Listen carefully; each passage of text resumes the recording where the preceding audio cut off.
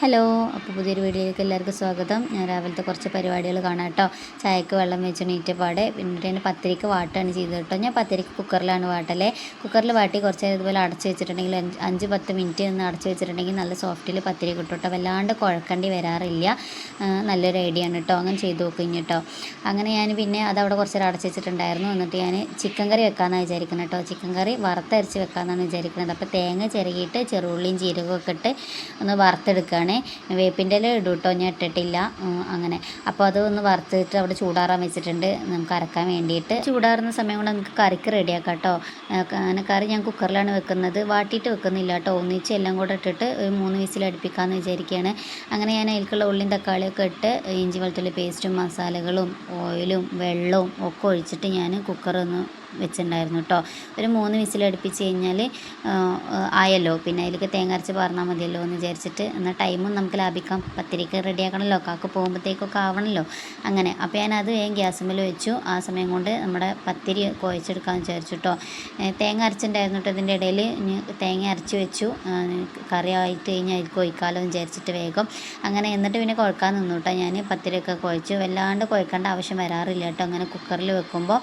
ആദ്യമൊക്കെ ഭയങ്കര ഇതായിരുന്നു. എന്നിട്ട് ഞാൻ യൂട്യൂബിൽ കണ്ടതാണ് ഇങ്ങനെ. അപ്പോൾ പിന്നെ അത് കണ്ടതിന് ശേഷം പിന്നെ ഞാൻ ഇങ്ങനെ തന്നെയാണ് പത്തിരി ഉണ്ടാക്കൽ കേട്ടോ. നല്ല സുഖമാണ്, ഒരുപാടൊന്നും കുഴക്കേണ്ടി വരാറില്ല. അങ്ങനെ അപ്പോൾ ഞാൻ ചിക്കൻ കറി വെന്തുണ്ടായിരുന്നു. അതിലേക്ക് ഇത് ഒഴിച്ചു കൊടുത്തു കേട്ടോ. തേങ്ങ അരച്ചത് ഒഴിച്ചു കൊടുത്തു. അങ്ങനെ കറി അവിടെ റെഡി ആയിട്ടുണ്ട്. എന്നിട്ട് ഞാൻ പിന്നെ പത്തിരി പരത്തലും ചുടലും ഒന്നിച്ച് ചെയ്യാമെന്ന് വിചാരിച്ചു കേട്ടോ. അതവിടെ അടുപ്പൊന്ന് ചൂടായി വരുമ്പോഴത്തേക്കും ഞാൻ ഇവിടെ കുറച്ചധികം ഒന്ന് പരത്തി വെച്ചു. എന്നാൽ പിന്നെ ചട്ടി ചൂടായിട്ട് ഇട്ടാൽ മതിയല്ലോ എന്ന് വിചാരിച്ചിട്ട് കേട്ടോ. മോളെ എണീറ്റിട്ടില്ല കേട്ടോ. അപ്പോൾ ഞാൻ വേഗം അവളെ എണീക്കുമ്പോഴത്തേക്കും ഒന്ന് ഇതിൻ്റെ പരിപാടിയൊക്കെ ഒന്ന് ചെയ്യണം. അല്ലാന്നുണ്ടെങ്കിൽ പിന്നെ അവൾ കരഞ്ഞുകൊണ്ട് കൂട്ടോ. അങ്ങനെ പിന്നെ ഞാൻ ഓരോന്നിങ്ങനെ ചുടൽ തുടങ്ങി കേട്ടോ. ചുട്ട് കഴിഞ്ഞിട്ടുണ്ടെങ്കിൽ നമുക്ക് അവിടെ നിന്ന് മാറാനൊന്നും പറ്റില്ല.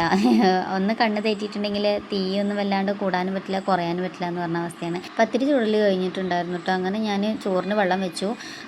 തൊട്ടിപ്പുറത്ത് അടുപ്പിൽ തന്നെ മോൾക്ക് ദോശക്കുള്ള ചട്ടി വെച്ചിട്ടോ. അപ്പോൾ അവിടെ ഒന്ന് തുടച്ചതാണ്. അവിടെ പൊടി ഉണ്ടായിരുന്നു പത്തിരി ഇട്ടേൻ്റെ. അപ്പോൾ കൈയൊന്ന് ചെറുതായിട്ട് പൊള്ളിയിട്ടുണ്ട്. അത് എനിക്ക് പറഞ്ഞതാണ്. കിട്ടിയാലും പഠിക്കില്ല എന്നറിയില്ലേ. അതാണ് അവസ്ഥ. അങ്ങനെ അപ്പോൾ ദോശ ചൂടുന്നുണ്ട്. അപ്പോൾ ദോശ ചൂടൽ കഴിഞ്ഞിട്ട് ഞാൻ അടുപ്പിൽ തന്നെ എന്ത് ചെയ്തു, ചോറപ്പുറത്ത് അടുപ്പിലാവുന്നുണ്ട് കേട്ടോ. അരിയൊക്കെ ഇട്ടുണ്ടായിരുന്നു, കാഞ്ഞപ്പോൾ അരി ഇട്ടുണ്ടായിരുന്നു. അങ്ങനെ ഞാൻ ദോശ ഇട്ട അടുപ്പത്ത് വേഗം കറിക്ക് വെച്ചു. കറി തേങ്ങ അരച്ച് വെക്കാമെന്ന് വിചാരിച്ചിട്ട് തേങ്ങ അരച്ച് വെച്ചിട്ടുണ്ടായിരുന്നു കേട്ടോ.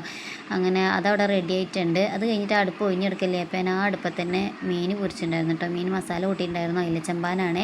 അത് തന്നെയാണ് കറിയും അത് തന്നെയാണ് പൊരിക്കാനും കിട്ടിയിട്ടുള്ളത് കേട്ടോ.